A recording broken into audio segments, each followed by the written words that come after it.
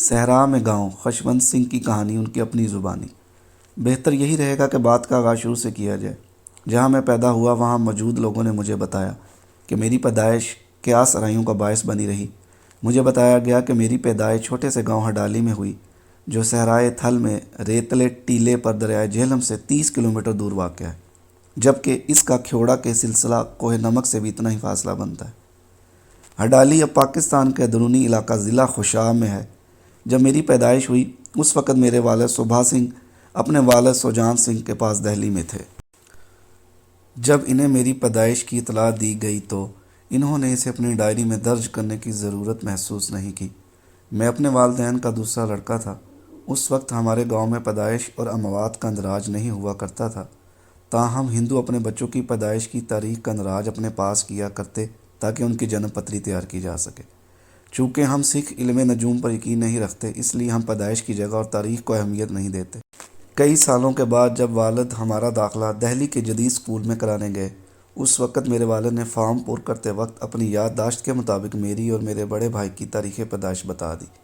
میری تاریخ پیدائش 2 فروری 1915 عیسوی لکھی گئی، جبکہ بعد میں میری دادی نے مجھے بتایا کہ میری پیدائش بھادوں میں کہیں اگست کے مہینہ میں ہوئی تھی، جس پر میں نے فیصلہ کیا کہ میں اسے 15 اگست 1915 عیسوی رکھوں گا، اور اس طریقے سے میں نے اپنے آپ کو برج اسد میں شامل کر لیا، اور پھر 32 سال بعد 15 اگست 1947 عیسوی کو ہی آزاد بھارت کا جنم ہوا۔ ابھی میں شیر خارگی کی عمر سے نکلا ہی تھا کہ میرے والد میری ماں اور بھائی کو دہلی لے جانے آ گئے، جہاں انہوں نے اور ان کے والد نے بعض عمارات کا ٹھیکہ حاصل کیا تھا۔ مجھے میری دادی کے پاس ہی چھوڑ دیا گیا۔ زندگی کے ابتدائی چند سالوں کے دوران میری دادی ہی میری اکلوتی ساتھی اور دوست تھیں۔ مجھے بعد میں معلوم پڑا کہ ان کا نام لکشمی بائی ہے۔ ہم انہیں بھابھی جی کہتے تھے۔ ان کی طرح ہی میری ماں کا نام بھی ہندوانہ مہارشڑی ویرن بائی تھا، تاہم بچے انہیں بیبے جی کے نام سے پکارتے تھے۔ ہڈالی میں گزرے بچپن کے ماہ و سال کی دھندلی سی یادیں میرے ذہن میں ہیں۔ ہمارا گاؤں 300 خاندانوں پر مشتمل تھا، جن میں سے اکثریت بلوچ نسل سے تعلق رکھنے والے مسلمان تھے۔ وہ متمول لوگ تھے، جن میں اکثر برٹش انڈین آرمی میں خدمات انجام دیا کرتے یا پھر فوج سے ریٹائرمنٹ کی زندگی گزار رہے تھے۔ وائسرائے کے محافظوں کی بڑی تعداد کا تعلق ہڈالی سے ہی تھا۔ اب بھی ریلوے اسٹیشن ماسٹر کے دفتر کے قریب سنگ مرمر کا وہ کتبہ نصب ہے، جس پر درج ہے کہ جنگ عظیم اول میں ہندوستان کے کسی بھی گاؤں کے مقابلے میں ہڈالی نے اپنی آبادی کے تناسب سے زیادہ فوجی جنگ کے لیے مہیا کیے۔ ہندوؤں اور سکھوں کے 50 کے لگ بھگ خاندان وہاں آباد تھے، جو تجارت، دکانداری اور پیسہ قرض پر دینے کا کاروبار کیا کرتے تھے۔ میں اپنے آباء و اجداد کے بارے میں اتنا ہی جانتا ہوں کہ اندر سنگھ میرے پردادا تھے، جن کے والد پیارے لال نے سکھ مت قبول کیا اور سوہل سنگھ بن گئے۔ تجارت پیشہ تھے۔ وہ اونٹوں کے قافلوں کے ذریعے کھیوڑا کی کانوں سے نمک کے ڈھیلے اور ہمارے صحرائی علاقہ کے اکلوتے پھل کھجوروں کو بیچنے کے لیے لاہور اور امرتسر لے جایا کرتے، جبکہ وہاں سے اپنے ساتھ کپڑا، مٹی کا تیل، چائے، چینی، مسالہ جات اور دیگر اشیاء لاتے، جو وہ قریبی قصبوں دیہات میں فروخت کیا کرتے۔ بعد ازاں میرے دادا اور والد تعمیرات کے کاروبار سے وابستہ ہو گئے۔ انہوں نے کالکا سے شملہ تک کے علاقہ کے کچھ راستے میں ریل گاڑی کے لیے چھوٹے گیج کی پٹری بھی بچھائی اور سرنگیں بھی بنوائیں۔ ہمارا خاندان ہڈالی کا خوشحال ترین خاندان تھا۔ ہم اینٹوں اور گارے سے بنے بڑے گھر میں رہائش پذیر تھے، جس کا صحن کشادہ اور ایک طرف بھینسوں کا باڑہ تھا، جبکہ ہم ان لوگوں میں سے تھے جن کا اپنا کنواں بھی تھا۔ داخلی راستے پر دیو ہیکل لکڑی کا دروازہ نصب تھا، جو کبھی کبھار ہی کھلتا، جبکہ آمد و رفت کے لیے اس میں چھوٹا سا شگاف رکھا گیا تھا۔ بہت سے ہندو اور سکھ ہمارے منشیوں کے طور پر خدمات انجام دے رہے تھے، جبکہ مسلمان ساربان ہمارا سامان منڈیوں تک پہنچاتے۔ ہمارے خاندان کی مالی خوشحالی کو قصہ کہانیوں کے طور پر سنایا جاتا۔ کہتے ہیں کہ ایک سال جب سلسلہ کوہ نمک میں بہت زیادہ بارش ہوئی اور سیلابی پانی پہاڑی آبادیوں میں داخل ہوا تو اپنے ساتھ مسلم بزرگ شیدہ پیر کو بھی بہا لے گیا، جنہوں نے اپنی جھونپڑی کی گھاس پھوس سے بنی چھت پر پناہ لے رکھی تھی۔ جب وہ بہتے ہوئے ہڈالی پہنچے تو ان کے تن پر سوائے ایک کپڑے کے اور کچھ بھی نہ تھا۔ میرے دادا سوجان سنگھ نے انہیں کپڑے بھی دیے اور مسلمانوں کے قبرستان کے قریب ان کے لیے جھونپڑی بھی بنا دی، جبکہ انہیں خوراک بھی بھیجتے رہے۔ شیدہ پیر نے انہیں میرے دادا کو دعا دی کہ میں تمہارے 2 بیٹوں کو دہلی اور لاہور کی چابیاں دوں گا اور وہ خوشحال ہوں گے، اور ایسا ہی ہوا۔ میرے والد دہلی میں تعمیراتی ٹھیکیدار تھے اور ان کے چھوٹے بھائی اجل سنگھ تقسیم ہند سے قبل پنجاب کے ایک بڑے جاگیردار جو بعد میں قانون ساز اسمبلی کے رکن بھی بنے، جبکہ آزادی کے بعد پنجاب کے وزیر خزانہ اور پھر گورنر بنے۔ ان کے کیریئر کا اختتام تامل ناڈو کے گورنر کے طور پر ہوا۔ ہم ہڈالی کے ہندو اور سکھ مسلمانوں کے ساتھ سہولت کے ساتھ تو نہیں، البتہ پرامن طریقے سے رہا کرتے تھے، اگرچہ ہم ان کے بڑوں کو اسی طرح چاچا اور چاچی ہی پکارا کرتے جیسے کہ وہ ہمارے بڑوں کو پکارتے تھے۔ تاہم ہم ایک دوسرے کے گھروں میں غم یا خوشی کے موقع پر ہی جایا کرتے۔ ہم مسلمانوں سے ذرا دب کر رہا کرتے کیونکہ وہ تعداد میں ہم سے کہیں زیادہ تھے۔ تاہم یہ ہماری خوش بختی تھی کہ وہ مختلف قوموں قبیلوں میں تقسیم تھے، جن میں ودھالز، مستیالز، اوان، جنجووا، نون اور ٹوانے شامل تھے، اور اکثر ایک دوسرے کے ساتھ زمینوں جائیدادوں کے مقدمات میں الجھے رہتے، ایک دوسرے کے قتل مقاتلے کرتے رہتے، جس کی وجہ سے ہم ان سے ذرا دور ہی رہتے۔ مجھے یاد ہے کہ ان کے مرد لمبے لمبے ڈگ بھرتے ہوئے گاؤں کے گلی کوچوں میں آ جاتے۔ ان میں سے اکثر کے قد 6 فٹ سے لمبے اور وہ کثرتی جسم کے مالک تھے۔ ان کے بالوں میں تیل لگا ہوا اور بال کانوں کے پیچھے مڑے ہوا کرتے، جن میں لکڑی یا ہاتھی دان سے بنی کنگھی پھنسی ہوتی۔ وہ عام طور پر بھیڑوں یا اونٹوں کی کھال سے اتاری اون سے کپڑا بنتے یا پھر اپنا کلاہ دار بازو کو اڑانے دیتے۔ ان کی خواتین بھی طویل القامت، دبلی و متناسب اجسام کی مالک ہوتیں۔ وہ پانی سے بھرے ہوئے 2 مٹکے بڑے متوازن طریقے سے اپنے سر پر اٹھائے ہوتی، جبکہ ایک گھڑا انہوں نے دائیں بازو اور کلائی کے درمیان پھنسا رکھا ہوتا، اور پانی ان کی مسلمانہ طرز کی قمیضوں ٹخنوں تک لمبے پہناووں پر اچھل کر گرتا رہتا۔ ان کے کپڑے ان کے جسمانی قد و خال کو نمایاں کر رہے ہوتے۔ وہ کبھی بھی نظر اٹھا کر نہ دیکھتیں کیونکہ وہ جانتی کہ ان کے مرد انہیں کھا جانے والی نظروں سے دیکھ رہے ہیں۔ لگتا ہے کہ صرف 4 سال کی عمر ہی میں بڑا ہو گیا تھا۔ ہڈالی میں کوئی ہنگامہ خیزی نہیں تھی، زندگی لگے بندے معمول کے مطابق گزر رہی تھی۔ میری دادی سورج چڑھنے سے پہلے بیدار ہو جاتی اور بھینسوں کا دودھ دھوتے ہوئے مٹی کے برتن میں ڈال دیتی اور اسے بھینسوں کے گوبر سے بنے اپلوں پر گرم کرنے کے لیے رکھ دیتی۔ وہ گاؤں کی دیگر عورتوں کے ہمراہ گھر سے باہر حاجات ضروریہ سے فارغ ہونے کے بعد کنویں سے پانی کے 2 ڈول نکالتی اور تاروں کی روشنی میں غسل کرتی، کیونکہ وہ صبح کی مناجات جپ جی ادا کرتی۔ اگلا آدھ گھنٹہ وہ دودھ سے مکھن نکالنے اور لسی بنانے میں صرف کرتی اور اس دوران اپنی مناجات بھی کرتی جاتی۔ پھر وہ مجھے اٹھاتی اور مجھے اس بات کی اجازت تھی کہ میں گھر کی چھت پر ہی حاجت ضروریہ سے فارغ ہو سکوں، جہاں پڑی ہر ایک چیز کا وجود سورج کی گرمی جلا کر ختم کر دیتی۔ میں نہا لیتا تو دادی میرے لمبے بالوں کو کنگھی کر کے ان کی چوٹی بنا دیتی، کیونکہ بحیثیت سکھ ہم بال نہیں کٹواتے۔ میں اپنی لکڑی کی تختی اٹھاتا اور اس پر سلیٹی رنگ کی گاچنی مٹی لگاتا، اپنی لکڑی کی قلم اور مٹی سے بنی سیاہی دان دوات بھی ساتھ رکھتا۔ دادی گزشتہ شام کی بچی کھچی بہت سی روٹیاں سنبھال کر اپنے دوپٹہ میں لپیٹ کر اٹھاتی اور ہم اکٹھے دھرمشالہ نماز اسکول کے لیے روانہ ہو جاتے۔ راستے میں آوارہ کتے ہماری راہ تک رہے ہوتے، ہم چپاتیوں کے ٹکڑے کرتے جاتے اور انہیں کتوں کو پھینکتے جاتے، جبکہ کچھ ہم اپنے واپسی کے سفر کے لیے بچا کر رکھ لیتے۔ دھرمشالہ ہمارے گھر سے نزدیک ہی تھا، جہاں مجھے بھائی ہری سنگھ کے حوالے کر دیا جاتا، جو گرنتھی گرنتھ پڑھنے والا اور استاد دونوں تھا۔ میں دیگر ہندو اور سکھ لڑکوں کے ساتھ فرش پر بیٹھ جاتا اور ترنم کے ساتھ چیخ چیخ کر پہاڑے پڑھنے شروع کر دیتا۔ میری دادی بڑے حال میں چلی جاتی، جہاں گرنتھ صاحب کی 3 نقول چھوٹی میزوں پر ساتھ ساتھ پڑی ہوتی۔ مذکورہ میزوں کے نیچے عبادت گزاروں کے لیے چشمے پڑے ہوتے تاکہ جسے ضرورت ہو وہ ان کا استعمال کر سکے۔ پہاڑے پڑھنے کے بعد بھائی ہری سنگھ تختہ سیاہ پر گور مکھی حروف تہجی لکھتے تاکہ ہم اس کی نقل کر سکیں۔ عمر رسیدہ ہونے کے باوجود وہ بڑے ہمت والے انسان تھے۔ ہماری تختیوں پر کوئی غلطی نظر آنے پر ہمیں ان کی جانب سے کمر پر ضرب پڑتی۔ شکر ہے سبق کا یہ سلسلہ 1 گھنٹہ سے زیادہ نہ چلتا۔ میں اور میری دادی واپسی کے راستے میں گاؤں کے کتوں کو چپاتیوں کے بچے ہوئے ٹکڑے ڈالتے رہتے۔ جب وہ زمین صاف کرنے، بستروں کو سمیٹنے اور دن کا کھانا بنانے میں مصروف ہوتی تو اس دوران میں اپنے عمر لڑکوں کے ساتھ گلی ڈنڈا یا ہاپو ٹاپو کھیلنے نکل جاتا۔ سپہر کے وقت کی ہماری مصروفیت کا انحصار موسموں پر ہوتا۔ صحرائی علاقوں کی سردیاں انتہائی سرد اور دن بہت چھوٹے ہوتے ہیں، کرنے کے لیے بہت کچھ اور ان کے لیے وقت انتہائی مختصر ہوتا ہے۔ تاہم اصل سردیاں صرف 40 دنوں کے لیے ہی پڑتی ہیں۔ مختصر سی بہار کے بعد طویل موسم میں گرما ہمارے سر پر ہوتا ہے۔ دن روز بروز گرم ہوتے چلے جاتے ہیں، جن میں درجہ حرارت بڑھتے ہوئے 125 فارنہائٹ تک چلا جاتا ہے۔ شاید ہی اس موسم میں ہم نے کبھی بارش دیکھی ہو۔ ہمارے تالاب کوہ سلسلہ نمک سے رسنے والے بارش کے کھارے پانی سے بھر جاتے، ان میں سے کچھ کنوؤں سے جا ملتے۔ یہی وجہ ہے کہ صرف وہ کنویں جو اینٹوں اور سیمنٹ سے پکے بنے ہوتے، انہی کا پانی انسانی استعمال کے لیے مناسب ہوتا۔ بعض وجوہات کی بنا پر نمکین پانی والے کنوؤں کو مردوں سے تشبیہ دیتے ہوئے کھارا کنواں کہا جاتا، جبکہ جن کنوؤں سے میٹھا پانی نکلتا انہیں نسوانیت سے تشبیہ دیتے ہوئے میٹھی کھوئی کہا جاتا۔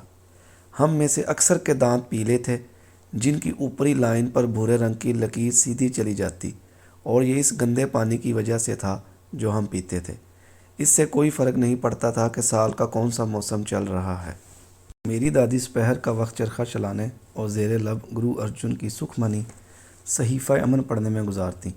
دادی کے حوالے سے میری یادیں چرخے کے پہیہ کی آواز اور مناجات کی بڑبڑاہٹ سے جڑی ہوئی ہیں۔ طویل موسم گرما کے مہینے کسی آزمائش سے کم نہیں ہوا کرتے تھے۔ گرم ریت پاؤں کے تلوے جلاتی، ایک گھر سے دوسرے گھر جاتے ہوئے ہم ان کے سایوں میں دیوار کے ساتھ جڑ کر چلتے، اور اس دوران راستے میں پڑی گندگی سے بھی خود کو بچاتے جاتے۔ ہم دن کا بڑا حصہ گھروں کے اندر گپ شپ لگاتے یا پھر اونگتے ہوئے مکھیاں اڑاتے گزارتے۔ مجھے دوپہر میں جب بھینسوں اور اونٹوں کو جوہڑ پر پانی پلانے لے جانا پڑتا، بھینسیں کھڑے پانی میں بڑی خوشی سے ڈولتی پھرتیں، جبکہ لڑکے ان میں چھلانگیں لگاتے۔ سورج غروب ہونے پر مویشیوں کو واپسی کی راہ دکھا دی جاتی، بھینسوں کا دودھ دوہا جاتا اور دیے جلا دیے جاتے۔ پورا گاؤں جھاڑیوں کے جلنے اور روٹیاں پکنے کی خوشبو سے مہک اٹھتا۔ لڑکے ٹولیوں کی صورت میں رفع حاجت کے لیے ریتلے ٹیلوں کا رخ کرتے۔ جب ہم وہاں ہوتے تو گوبر کے بھنورے اکٹھے ہو جاتے۔ ہم ریت پر خود کو گھسیٹتے ہوئے صاف کرتے، جس سے صاف تو ہو جاتے لیکن ریت سے بھر جاتے۔ بعد میں رات کو چاند نکلنے پر ہم کوٹلا چھپاکی کھیلتے، جسے ہم آنکھ مچولی کہتے ہیں۔ ریت پر چھائی چاندنی راتیں میری یادداشت سے چپکی ہوئی ہیں۔ ہم اس وقت تک ایک دوسرے کے پیچھے دوڑتے بھاگتے پھرتے جب تک ہمیں رات کے کھانے کے لیے بلا نہ لیا جاتا۔ اس دوران ایک خوف ضرور رہتا کہ کہیں ہمیں ڈاکو اغوا نہ کر لیں۔ ہم بدنام زمانہ قانون شکنوں کے نام سے واقف تھے، جیسے کہ توڑا اور سلطانہ، جنہوں نے بے شمار لوگوں کو قتل اور اغوا کیا تھا، جس کی وجہ سے دیہی علاقوں میں ان کی دہشت پھیلی ہوئی تھی۔ ڈاکوؤں کے علاوہ ہمیں ریت کے طوفانوں سے ڈر لگتا تھا۔ ہم ہوا کے ساتھ اڑتی ریت اور اس سے بننے والے بگولوں کے ساتھ تو موجود رہتے، لیکن آندھی یا جھکڑ الگ چیز ہے۔ یہ اتنی شدت کے ساتھ آتے ہیں کہ ہم اس کے علاوہ کچھ نہیں کر سکتے کہ زمین پر بیٹھ کر اپنا سر دونوں گھٹنوں کے درمیان چھپا لیں، تاکہ ریت ہماری آنکھوں، کانوں اور نتنوں میں نہ جانے پائے۔ ایک وقت تھا کہ طوفانوں کی وجہ سے اتنی ریت اڑتی کہ ریلوے کی پٹری اس میں غائب ہو جاتی، اور ریل گاڑیوں کی آمد و رفت طوفان کے تھمنے تک رک کر رہ جاتی۔ تاہم یہ آندھی اور طوفان فضا سے مکھیوں اور کیڑوں مکوڑوں کا صفایا کر دیتے، اور اگلے 2 دنوں تک ہوا صاف اور ٹھنڈی رہتی۔ شام کے کھانے کے بعد ہم سونے کے لیے اپنے گھروں کی چھتوں پر چلے جاتے۔ میری دادی جو پہلے ہی اپنی شام کی مناجات رہرس ادا کر چکی ہوتی، دن کی آخری مناجات کی رتن سوہیلا پڑھتی اور میری پیٹھ پر جمی ہوئی کریم لگاتی۔ اگر مجھے ان کے ہاتھوں کے نرم لمس سے بھی نیند نہ آتی تو مجھے گروؤں کی زندگیوں کے واقعات سناتی، اور اگر پھر بھی میری آنکھ بند نہ ہوتی تو وہ ستاروں کی طرف اشارہ کر کے مجھے ڈانٹتے ہوئے کہتی، کیا تم دیکھ نہیں رہے؟ کیا وقت ہو گیا ہے؟ Shut up! گرمیوں کا سب سے سہانا وقت صبح سویرے کا ہوا کرتا ہے۔ ریگزاروں میں ٹھنڈی ہوا چلتی، جس سے ہمارے صحن میں کھلنے والے گلاب اور چنبیلی کے پھولوں کی خوشبو چہار سو بکھر جاتی۔ یہ وقت گہری نیند اور خواب دیکھنے کا ہوتا ہے، مگر یہ سماں انتہائی مختصر ہوتا ہے، کیونکہ ساتھ ہی سورج چڑھ آتا ہے، جس کے ساتھ ہی مکھیاں اور کووں کی بیٹھی ہوئی آواز میں کائیں کائیں شروع ہو جاتی۔ یہ خوشگوار نصف گھنٹہ، جسے اردو شعراء باد نسیم کہتے ہیں، جلدی ہی ختم ہو جاتا ہے۔ ہڈالی میں ہمارے روزانہ کے معمولات کی بوریت میں شاید ہی کوئی کمی ہوتی ہو۔ سال 2 سال میں کہیں ایک آدھ شخص قتل ہوتا، مگر چونکہ قاتلوں کا تعلق مسلم برادری سے ہوتا، اس لیے ہم اس پر زیادہ جوش کا مظاہرہ نہ کرتے۔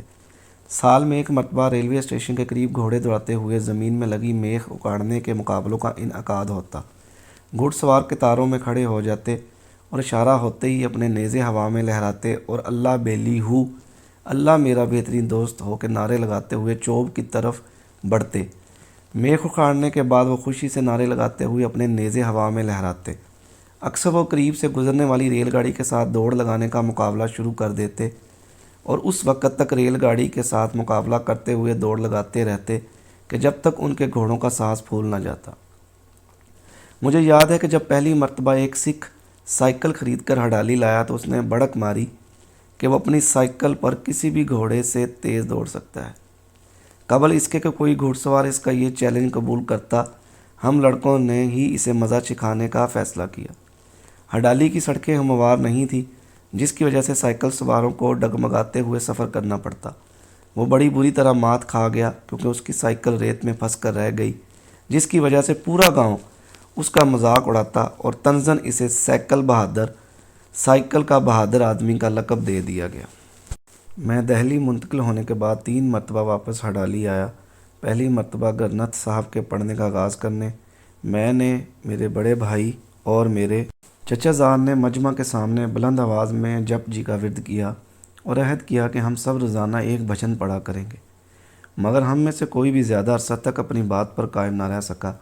میں دوبارہ اس وقت ہڈالی گیا جب لاہور میں قانون کی پریکٹس کر رہا تھا۔ میں اپنے ایک دوست کے ساتھ گاڑی میں ہڈالی گیا جس کا چچا زاد نمک کی کانوں کا مینیجر تھا۔ جو ہی ہم ریلوے اسٹیشن کے قریب پہنچے تو میری آنکھیں آنسوؤں سے بھر گئیں اور باوجود رکنے کے میں نے جھک کر زمین کو بوسہ دیا۔ میں دھرمشالہ بھی گیا اور اس گھر بھی جہاں میری پیدائش ہوئی تھی۔ وائسرائے کے محافظوں میں بطور رسالدار خدمات انجام دینے والے ایک شخص نے مجھے پہچان لیا اور یہ خبر پورے گاؤں میں پھیلا دی، جس کی وجہ سے جب میں وہاں سے رخصت ہو رہا تھا تو پورا مجمع اکٹھا ہو چکا تھا۔ میں آخری مرتبہ 1987 عیسوی کے موسم سرما میں ہڈالی گیا۔ 1947 عیسوی میں ہندوستان کی تقسیم نے اس علاقے کی آبادی کو مکمل طور پر تبدیل کر کے رکھ دیا تھا۔ اب وہاں کوئی سکھ یا ہندو باقی نہیں رہا تھا۔ ہمارے گھر ہریانہ سے نقل مکانی کرنے والے مسلمانوں کے زیر استعمال تھے۔ ہماری خاندانی حویلی 3 یکساں حصوں میں تقسیم ہو چکی تھی اور ہر حصہ روہتک کے مسلمان مہاجرین کے پاس تھا۔ ہڈالی کی نئی نسل جس نے کبھی کسی سکھ کو نہیں دیکھا تھا، وہ بھی اب 40 کے پیٹے میں تھی۔ مجھے تو توقع نہیں تھی کہ وہ میرا اتنا بھرپور طریقے سے استقبال کریں گے۔ میرا اس نسل سے واحد رابطہ 1971 عیسوی کی پاک بھارت جنگ کے نتیجے میں قیدی بننے والے ان نوجوان فوجیوں کے ذریعے رہا جو ڈھاکہ کے جنگی قیدیوں کے کیمپ میں رکھے گئے تھے۔ میں نے ان سے ملاقات کی اور ان کی جانب سے ان کے والدین کو خط ارسال کرتے ہوئے مطلع کیا تھا کہ وہ محفوظ اور اچھی حالت میں ہیں۔ میں لاہور سے سفر کرتا ہوا دوپہر کے وقت ہڈالی پہنچا۔ گاؤں کے بڑے بوڑھے سنہری اور چاندی رنگ ہارلیے میرے استقبال کے لیے سڑک کے کنارے کھڑے انتظار کر رہے تھے، جبکہ ان کے لبوں پر خوش آمدید کے الفاظ تھے۔ میں نے جتنے بھی افراد کے ساتھ ہاتھ ملایا، ان میں سے کسی کو بھی نہ پہچان سکا۔ مجھے ہائی اسکول کے میدان میں لے جایا گیا جہاں پاکستانی پرچم کے سائے تلے ڈائس بنایا گیا تھا اور قریباً 2000 کے لگ بھگ ہڈالی کے باشندے قطاروں میں لگی کرسیوں اور زمین پر بیٹھے تھے۔ غلط تلفظ اور الٹی سیدھی اردو میں تقاریر میں مجھے ہڈالی کا بیٹا قرار دیا گیا۔ میرا دل تشکر کے جذبات سے لبریز ہو رہا تھا اور اس حالت میں میں اپنے آپ کو احمق تصور کر رہا تھا۔ میں نے اچھا آغاز لیا اور ان سے گاؤں کی بولی میں ہی بات کی اور کہا کہ جیسا کہ وہ مکہ اور مدینہ جانے کی تمنا کرتے ہیں، اسی طرح میں اپنی زندگی کے آخری حصہ میں ہڈالی آیا ہوں، جو میرے لیے حج اور عمرہ جیسا ہے۔ جیسا کہ پیغمبر اسلام حضرت محمد صلی اللہ علیہ وآلہ وسلم نے مکہ میں فاتحہ کی حیثیت سے واپسی کے بعد پہلی رات گلی کوچوں میں پھرتے اور اپنی پہلی زوجہ مطہرہ رضی اللہ تعالیٰ عنہ کی قبر انوار پر دعائیں کرتے ہوئے گزاری تھی، اسی طرح میں اس سے بہتر کچھ نہیں سمجھتا کہ مجھے ہڈالی کی گلیوں میں تنہا گھومنے کے لیے چھوڑ دیا جائے تاکہ میں اپنا سر اس گھر کی چوکھٹ پر رکھ دوں جہاں میں پیدا ہوا تھا۔ پھر میں نے اپنے جذبات پر قابو پایا تو ٹوٹ سا گیا۔ وہ میری حالت کو سمجھ گئے اور مجھے معاف کر دیا۔ مجھے میرے پرانے گھر اس طرح لے جایا گیا کہ پورا گاؤں میرے پیچھے چلا رہا تھا۔ آتش بازی کی گئی، گھروں کی چھتوں پر کھڑی خواتین نے مجھ پر پھولوں کی پتیاں نچھاور کی۔ اس جھوٹ کا خالق کون تھا کہ مسلمان اور سکھ ایک دوسرے کے خون کے دشمن ہیں؟ کوئی بھی عداوت ہڈالی کے مسلمانوں، ہندوؤں اور سکھوں کے رشتوں کو خراب نہیں کر سکتی۔ مسلمانوں نے سکھوں کے دھرمشالہ کو جوں کا تو چھوڑ رکھا تھا کیونکہ یہ یہاں سے نقل مکانی کرنے والے ان کے عزیزوں کی عبادت گاہ تھی۔ ہماری حویلی کو وہاں پر اب آباد روہتک خاندان نے غباروں اور رنگین جھنڈیوں سے سجا رکھا تھا۔ گاؤں کے بزرگ جو میرے والد کو جانتے تھے، انہوں نے میرے اعزاز میں کھانے کا اہتمام کر رکھا تھا۔ ہڈالی میں اب ایسا کچھ بھی نہ تھا کہ جو میرے وقتوں میں ہوا کرتا تھا۔ ریت کے وہ ٹیلے جو ہمارے بچپن میں کھیلنے کی جگہ تھی اب غائب ہو چکے تھے۔ وہاں نکالی گئی نہر نے ریگزار کو سرسبز و شاداب کر دیا تھا۔ جوہر دلدلوں کی شکل اختیار کر چکے تھے جو سرکنڈوں سے بھری ہوئی تھی۔ جنگ عظیم اول میں حصہ لینے والے اس علاقے کے لوگوں کی یاد میں لگایا گیا سنگ مرمر کا کتبہ غائب ہو چکا تھا۔ میں غروب آفتاب سے کچھ دیر پہلے ان احساسات کے ساتھ ہڈالی سے رخصت ہوا کہ اب میں دوبارہ کبھی لوٹ کر یہاں نہیں آ سکوں گا۔